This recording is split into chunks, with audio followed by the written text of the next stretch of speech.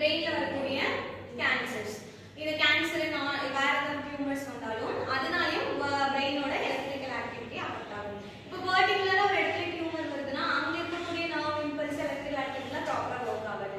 So அந்த part வந்து regulate பண்ணக்கூடிய பாடி ஃபங்க்ஷன் வந்து அஃபெக்ட் ஆகும். சரிங்களா?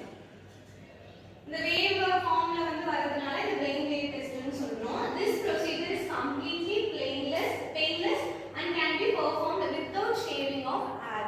ஓகேங்களா? இந்த ப்ரொசீஜர் வந்து கம்ப்ளீட்டா பெயின்லெஸ் தான். இந்த ஸ்கேல்ப்ல வந்து எலக்ட்ரோட் பிளேஸ் பண்றாங்க, இதனால வலிக்குமா அந்த மாதிரினா பெயின் சுத்தமாவே இருக்காது. ரெண்டாவது பாத்தீங்கன்னா ஸ்கேல்ப்ல தானே பண்றாங்க, அதனால நம்ம அங்க இருக்கக்கூடிய ஹேர்லாம் ஷேவ் பண்ணணுமா அப்படின்னா கிடையாது. நம்ம நார்மல் ஹேர் மேலேயே வந்து அந்த எலக்ட்ரோட்ஸ் எல்லாமே பிளேஸ் பண்ணுவாங்க. ஒரே ஒரு கண்டிஷன் என்னன்னா EEG நாளைக்கு மார்னிங் அந்த மாதிரி பண்ண போறாங்க, ஸ்கெடியூல் பண்ணிருக்காங்க அந்த டெஸ்ட் அப்படின்னா ப்ரீவியஸ் டே நீங்க வந்து ஹேர் வாஷ் பண்ற மாதிரி இருக்கும். ஹேர் வாஷ் பண்ணிட்டு அந்த டெஸ்ட்டுக்கு போறதுக்கு முன்னாடி ஹேர் வந்து கம்ப்ளீட்டா ட்ரை பண்ணணும். சரிங்களா? அங்க வந்து கொஞ்சம் கூட ஃப்ளூயிட்ஸ் எதுவுமே இருக்க கூடாது. கம்ப்ளீட் ஹேர் வாஷ் பண்ணிட்டு கம்ப்ளீட்டா ட்ரை பண்ணிட்டு நீங்க அந்த டெஸ்ட்டுக்கு போகலாம். இதுதான் வந்து ஒரு எக்ஸாம்பிள் ஆஃப் வேவ்ஸ். இந்த மாதிரி தான் பிரெயினோட எலக்ட்ரிக்கல் ஆக்டிவிட்டி வந்து அந்த கம்ப்யூட்டர்ல கனெக்ட் பண்ணிருக்காங்க இல்லையா, எலக்ட்ரோட்ஸ் போய் இந்த மாதிரியான வேவ்ஸ் எல்லாம் தான் ப்ரொடியூஸ் பண்ணும். இதை வச்சு தான் டாக்டர்ஸ் வந்து இது ஏதாவது அப்நார்மாலிட்டி இருக்கா அப்படின்னு சொல்லிட்டு செக் பண்ணுவாங்க. ரெண்டாவது என்னென்ன கண்டிஷன் வந்து இந்த EEG வச்சு டயக்னோஸ் பண்ணலாம்னா நம்ம ப்ரீவியஸா பார்த்த மாதிரி ஸ்லீப் டிஸார்டர்ஸ், பேஷண்ட்க்கு ஏதாவது ஸ்லீப் ரிலேட்டட் டிஸார்டர்ஸ் இருந்தா அதை டயக்னோஸ் பண்ணலாம். ரெண்டாவது ஹெட் இன்ஜுரிஸ், ஏதாவது ஆக்சிடென்ட் ஆகுது ஹெட் இன்ஜுரி ஆகுதுன்னா அதை வந்து நம்ம டயக்னோஸ் பண்ணலாம்.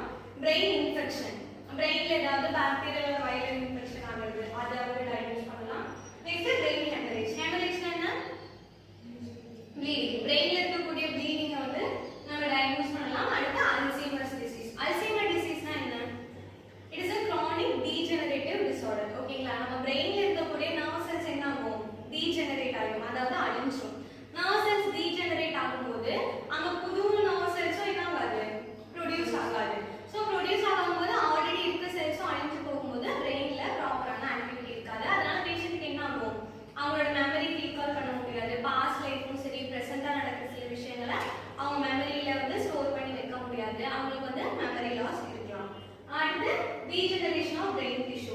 டீஜெனரேஷன் ஆஃப் பிரெயின் டிஷ்யூ வந்து டிமென்ஷியா அப்படின்னு சொல்லுவோம். a group of degenerative disorders சேர்ந்தது தான் டிமென்ஷியா. ஓகேங்களா? அல்சைமர்ன்றது அதுல one of the degenerative disorder. அத மாதிரி பிரெயின்ல நிறைய செல்ஸ் அழிஞ்சு போறது நிறைய டைப் இருக்கு. இதெல்லாம் சேர்ந்த குரூப் ஆஃப் டிசீஸ் தான் டிமென்ஷியான்னு சொல்லுவோம். டிமென்ஷியா தான் இருக்கிறதுலே லாஸ்ட் ஸ்டேஜ். இதெல்லாம் வந்து ட்ரீட் பண்ணாம விட்டுட்டோம்னா கிரானிக்கா ஆகும்போது ஃபைனலா வந்து டிமென்ஷியா வரும்.